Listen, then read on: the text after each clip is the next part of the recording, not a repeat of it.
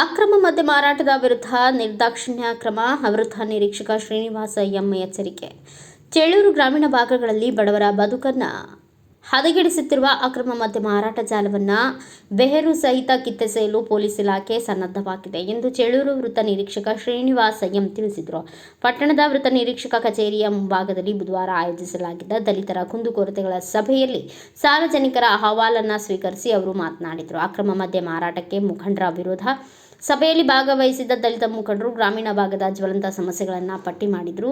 ಹಳ್ಳಿಗಳಲ್ಲಿ ಗಲ್ಲಿಗಳಲ್ಲಿ ಅಕ್ರಮವಾಗಿ ಮದ್ಯ ಮಾರಾಟವಾಗುತ್ತಿದೆ. ಇದರಿಂದ ಯುವ ಜನತೆ ದಾರಿ ತಪ್ಪುತ್ತಿದ್ದಾರೆ ಮತ್ತು ಕೂಲಿ ಕಾರ್ಮಿಕರ ಕುಟುಂಬಗಳು ಬೀದಿಗೆ ಬೀಳುತ್ತಿವೆ. ಇದನ್ನು ತಡೆಗಟ್ಟಲು ಪೊಲೀಸರು ಕಟ್ಟುನಿಟ್ಟಿನ ದಾಳಿ ನಡೆಸಬೇಕು ಎಂದು ಪ್ರತಿಯೊಬ್ಬ ಮುಖಂಡರು ಅಧಿಕಾರಿಗಳಲ್ಲಿ ಮನವಿ ಮಾಡಿದರು. ಜಾಗೃತಿ ಮತ್ತು ಭರವಸೆ. ಮುಖಂಡರ ಅಹವಾಲಿಗೆ ಸ್ಪಂದಿಸಿದ ವೃತ್ತ ನಿರೀಕ್ಷಕರು ಬಾಲ್ಯ ವಿವಾಹದಂತಹ ಸಾಮಾಜಿಕ ಪಿಡುಗುಗಳನ್ನು ತಡೆಗಟ್ಟಲು ಸಮುದಾಯದ ಸಹಕಾರ ಅಗತ್ಯ. ಮಕ್ಕಳಿಗೆ ಶಿಕ್ಷಣ ಕೊಡಿಸಿ, ಸರ್ಕಾರಿ ವಸತಿ ನಿಲಯಗಳ ಸೌಲಭ್ಯವನ್ನು ಸದುಪಯೋಗಪಡಿಸಿಕೊಳ್ಳಿ. ಎಟಿಎಂ ವಂಚನೆಗಳ ಬಗ್ಗೆ ಎಚ್ಚರವಿರಲಿ. ಅಕ್ರಮ ಮದ್ಯ ಮಾರಾಟ ಅಥವಾ ಜೂಜಾಟ ಕಂಡು ಬಂದಲ್ಲಿ ತಕ್ಷಣವೇ ಇಲಾಖೆಗೆ ಮಾಹಿತಿ ನೀಡಿ ಅಂತವರ ವಿರುದ್ಧ ಕಠಿಣ ಕಾನೂನು ಕ್ರಮ ಜರುಗಿಸಲಾಗುವುದು ಎಂದರು.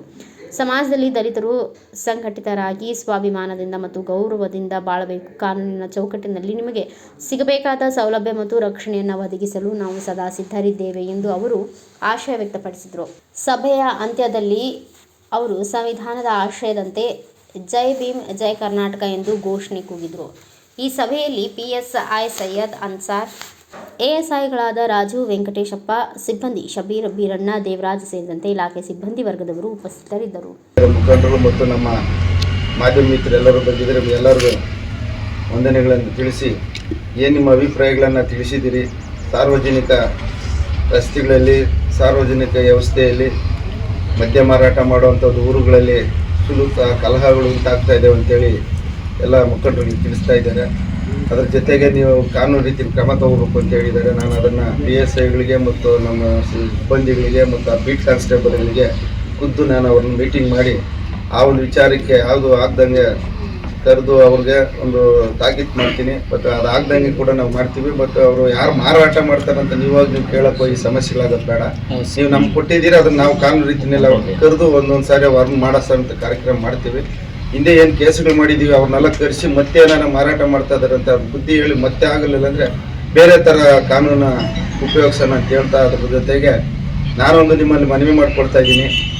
ಎಲ್ಲ ನಮ್ಮ ಪರಿಶಿಷ್ಟ ಜಾತಿ ಪರಿಶಿಷ್ಟ ಪಂಗಡದ ಎಲ್ಲ ಮುಖಂಡರುಗಳಿಗೆ ನಮ್ಮ ಮಕ್ಕಳಿಗೆ ಫಸ್ಟು ಶಿಕ್ಷಣ ಕೊಡಿ, ಎಜುಕೇಷನ್ ಮಾಡಿಸಿ, ಒಳ್ಳೆ ಉತ್ತಮವಾದಂಥ ವಿದ್ಯಾಭ್ಯಾಸನ ಮಾಡಿಸಿ, ಒಳ್ಳೆ ಉನ್ನತವಾದಂಥ ವ್ಯಾಸಂಗ ಮಾಡಿ, ತಮ್ಮ ಏನು ನೋವು ನಲಿವುಗಳಿರ್ತವೆ ಇವೆಲ್ಲ ಸಮಾಜದಲ್ಲಿ ಬರ್ತಾ ಇದ್ರೂ ಕೂಡ ಮಕ್ಕಳಿಗೆ ಒಂದು ಎಜುಕೇಷನ್ ಕೊಟ್ಟರೆ ನಿಮಗೂ ಆದ ಒಂದು ನಿಮಗೆ ಆದಂಥ ಒಂದು ಶಕ್ತಿ, ನಿಮಗೆ ಆದಂಥ ಸ್ವಾಭಿಮಾನ ಜೀವನ ನಡೆಸೋದಕ್ಕೆ ವಯಸ್ಸಾದ ತಾಯಂದರಿಗೆ ಅವ್ರ ಕುಟುಂಬಕ್ಕೆ ಎಲ್ಲರಿಗೂ ಅನುಕೂಲ ಆಗ್ತದೆ ಅಂತೇಳಿ ಹೆಣ್ಮಕ್ಳಿರಲಿ ಗಂಡು ಮಕ್ಕಳಿರಲಿ ಅವರೆಲ್ಲರೂ ಕೂಡ ಒಂದು ಒಳ್ಳೆ ಉನ್ನತವಾದಂಥ ವ್ಯಾಸಂಗನ ಮಾಡಲಿಕ್ಕೆ ಅವಕಾಶ ಮಾಡಿ, ಎಲ್ಲ ಒಂದು ಹಾಸ್ಟೆಲ್ಗಳಿದ್ದಾವೆ, ಒಳ್ಳೊಳ್ಳೆ ಜಾಗಗಳಲ್ಲಿ ಸರ್ಕಾರದಿಂದ ಬರ್ತಕ್ಕಂಥ ಸೋಷಿಯಲ್ ವೆಲ್ಫೇರ್ ಆಫೀಸಿಂದ, ಕಚೇರಿಗಳಿಂದ, ಸಮಾಜ ಕಲ್ಯಾಣ ಇಲಾಖೆ ಇದೆಲ್ಲ ಕಾರ್ಯಕ್ರಮಗಳಿದ್ದಾವೆ.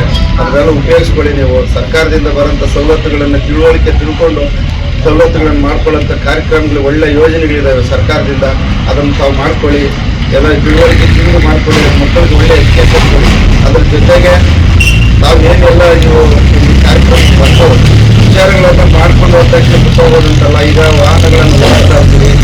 ಇತ್ತೀಚೆಗೆ ನೋಡಿ, ಹೋದ ವರ್ಷ ಇಡೀ ದೇಶದಲ್ಲಿ ಮನುಷ್ಯ ಹುಟ್ಟೋದು ಖಚಿತ, ಸಾಯೋದು ಖಚಿತ. ಅದರ ಮಧ್ಯದಲ್ಲೇ ನಾವು ಹುಟ್ಟಾದ ಮೇಲೆ ಏನು ಜೀವನ ಮಾಡ್ತೀವಿ, ಸಮಾಜಕ್ಕೇನು, ದೇಶಕ್ಕೇನು, ನಮ್ಮ ಕುಟುಂಬಕ್ಕೇನು, ನಮ್ಮದಂಥ ಜನ ಸಮಾಜ, ನಮ್ಮ ತಾಯಿ ತಂದೆಗೆ ಮತ್ತು ಕುಟುಂಬಸ್ಥರಿಗೆ ನಾವೇನು ಮಾಡಿದ್ದೀವಿ ಅಂತೇಳಿ ಏಜ್ ಆದಮೇಲೆ ನೋಡಿ, ಚಿಕ್ಕ ಏಜ್ಗೆ ಹೋಗಿ ಡ್ರಿಂಕು ಮದ್ಯಪಾನ ಮಾಡ್ಕೊಂಬಂದು, ಇಲ್ಲ ಮದ್ಯಪಾನ ಮಾಡ್ದೇನೆ ಇನ್ನೊಬ್ಬ ಮದ್ಯಪಾನ ಮಾಡ್ಕೊಂಬಂದು ಡಿಕ್ಕಿ ಹೊಡೆದು ಅಪಘಾತ ಗೌರವ ಪ್ರಕರಣ ಆದಾಗ ಒಂದು ಜೀವ ಹೋದರೆ, ಆ ಜೀವಕ್ಕೆ ಹೋದಾಗ ನೋಡಿ ಇವತ್ತು ಒಂದು ಕಾರ್ಯಕ್ರಮ, ನಿನ್ನೆ ಒಂದು ರಾತ್ರಿ ತೀರ್ಕೊಂಡಿದ್ದಾನೆ. ಅವ್ರ ತಾಯಿ ಇಲ್ಲ, ತಂದೆ ಇಲ್ಲ. ಹರೀಶ್ ಅಂತ ಹೇಳ್ಬಿಟ್ಟು ಹುಡುಗ, 22 ವರ್ಷ, ಚಿಕ್ಕ ಏಜು. ಇದೇನು ಡ್ರೈವಿಂಗ್ ಕೆಲಸ ಮಾಡ್ತಾನೆ. ಆ ಮಾಡೋ ಟೈಮ್ನಲ್ಲಿ ಬಂದು ಬೆಳಗ್ಗೆಗೆ ಅಲ್ಲಿ ಹೋಗೋಕ್ಕಾಗಲ್ಲ ಅಂತೇಳಿ ರಾತ್ರಿನೇ ಬಂದು ಮರ ಮಧ್ಯದಲ್ಲಿ ನಿನ್ನೆ ತೀರ್ಕೊಂಡಿದ್ದಾನೆ. ಆದರೆ ಅವನಿಗೆ ತಾಯಿ ಇಲ್ಲ, ತಂದೆ ಇಲ್ಲ, ಅಜ್ಜಿ ಇದ್ದಾರೆ. ಪಾಪ ಎಮ್ಮನ್ನು ನೋಡೋರಿಲ್ಲ. ಅವನಿಗೆ ಹಿಂದೆ ಯಾರು ಹಿಂಬಾಲಕರಿಲ್ಲ, ಸಂಬಂಧ ಇಲ್ಲ. ಜನ ಹೋಗಿ ನೋಡ್ಬೋದು, ಬಿಟ್ಟು ಬರ್ಬೋದು ಅಷ್ಟೇ. ನೋಡಿ ಇವತ್ತು ಅವನ ಜೀವ ಕಳ್ಕೊಂಡಿದ್ದಾನೆ. ಬಟ್ ಏನಾಗ್ತದೆ ಅಂತಂದರೆ ಅವನ ಹತ್ರ DL ಇಲ್ಲ, ಇನ್ಶೂರೆನ್ಸ್ ಇಲ್ಲ, ಏನೂ ಇಲ್ಲ, ಗಾಡಿ ಓಡಿಸ್ತಾರೆ.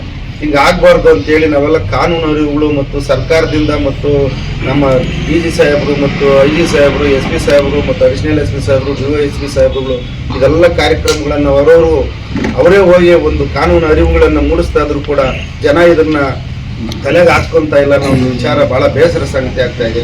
ಅದಾಗಬಾರ್ದು. ನಾವೆಲ್ಲರೂ ಮನುಷ್ಯರು, ಹುಟ್ಟಿದ ಮೇಲೆ ಎಲ್ಲ ಮನುಷ್ಯತ್ವವಾಗಿ ಸ್ವಾಭಿಮಾನದಲ್ಲಿ ಒಬ್ಬರು ನೋವಾಗ್ದಂಗೆ ಸಮಾಜಕ್ಕೆ ಒಬ್ಬ ವ್ಯಕ್ತಿಗೆ ನೋವಾಗಬಾರ್ದು. ನೋವಾದಾಗ ಅವನು ಎಷ್ಟು ನೋವು ತಿಂತಾನೆ, ನಲಿವುಗಳಾಗ್ತದೆ ಅನ್ನೋದನ್ನ ನಾವೇ ಗ್ರಹಿಸ್ಕೊಳ್ಳೋಣ.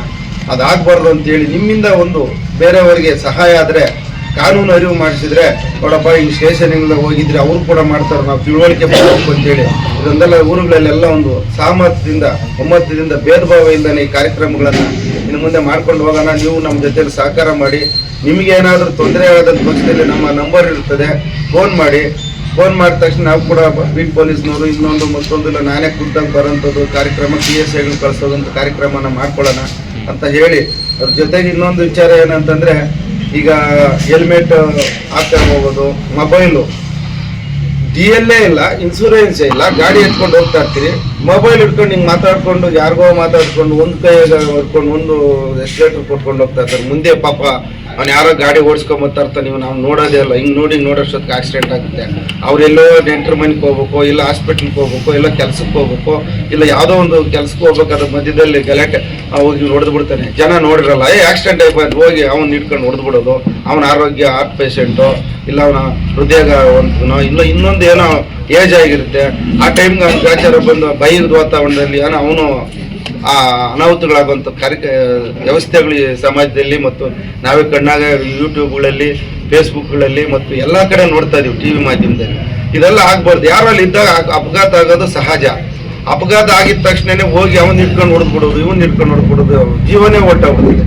ಬಟ್ ಅದಾದಾಗ ಸ್ವಲ್ಪ ಅಡೆತಡೆ ಮಾಡಿ ಅವ್ನು ಯಾರು ತಪ್ಪು ಮಾಡಿರ್ತಾನೆ ಅವ್ನು ಹಿಡಿದು ಪೊಲೀಸರಿಗೆ ಒಪ್ಪಿಸೋಂಥ ಕಾರ್ಯಕ್ರಮ ಪಟ್ಟಂತ ಪೊಲೀಸರು ಇಮಿಡಿಯೇಟ್ಲಿ 112 ಇದೆ, ಎಲ್ಲ ಥರದ್ದು ವ್ಯವಸ್ಥೆ ಇದೆ. ಸರ್ಕಾರ ಆದೇಶ ಕಾನೂನು ಬಹಳ ಅಚ್ಚುಕಟ್ಟಾಗಿ ಮಾಡಿಕೊಟ್ಟಿದ್ದಾರೆ. ಅದನ್ನು ನಾವು ಪಾಲನೆ ಮಾಡಬೇಕು.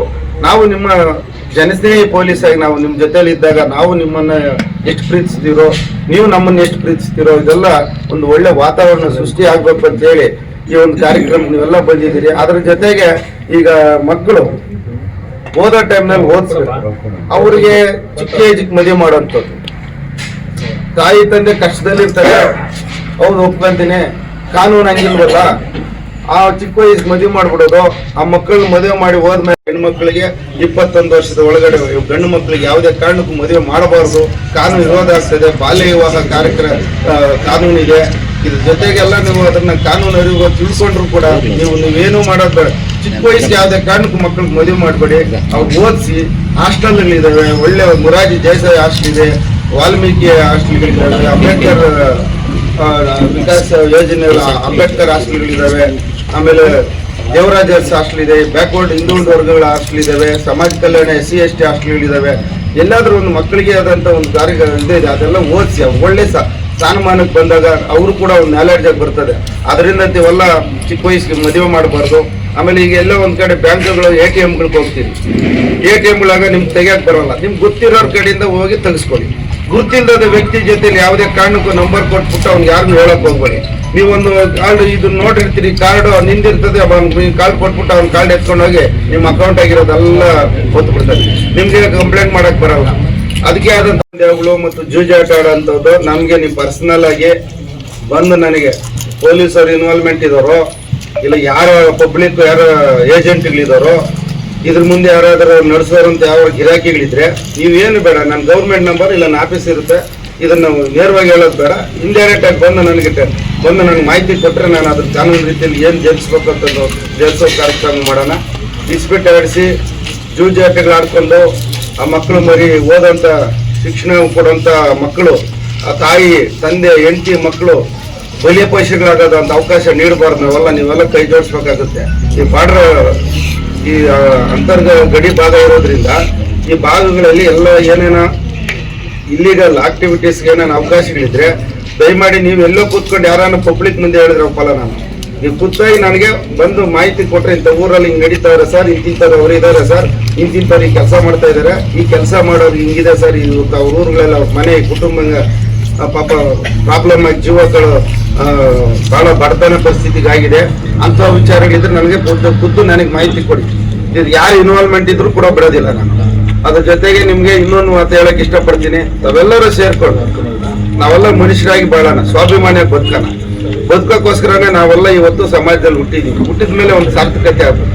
ಬರೀ ಮಾತುಗಳು ಹೇಳ್ಕೊಂಡು ಹೋಗೋದು ಬೇಡ. ಎಲ್ಲರೂ ಒಂದು ಗೌರವವನ್ನು ನಡ್ಕೊಂಡು ಏನಿವತ್ತು ಕಾರ್ಯಕ್ರಮಕ್ಕೆಲ್ಲ ಬಂದಿದ್ದೀರಿ, ಎಲ್ಲ ನಮ್ಮ ಪರಿಶಿಷ್ಟ ಜಾತಿ ಪರಿಶಿಷ್ಟ ಪಂಗಡದ ಎಲ್ಲ ಮುಖಂಡರು ಮತ್ತು ಮಾಧ್ಯಮ ಮಿತ್ರರು ಮತ್ತು ಎಲ್ಲ ನಮ್ಮ ಸಿಬ್ಬಂದಿಗಳಿಗೆ ಎಲ್ಲರಿಗೂ ಇವತ್ತು ನೀವು ನಾವು ಕಾರ್ಯಕ್ರಮನ ಬಂದಿದ್ದಕ್ಕೆ ಯಶಸ್ವಿಗೊಳಿಸಿದ್ದೀರಿ.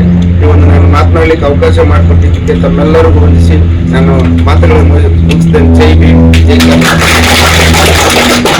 ಬ್ಯೂರೋ ರಿಪೋರ್ಟ್ ಯಾರಬಯ್ಯಂ, ಭಾರತ ವೈಭವ ನ್ಯೂಸ್, ಚೇಳೂರು.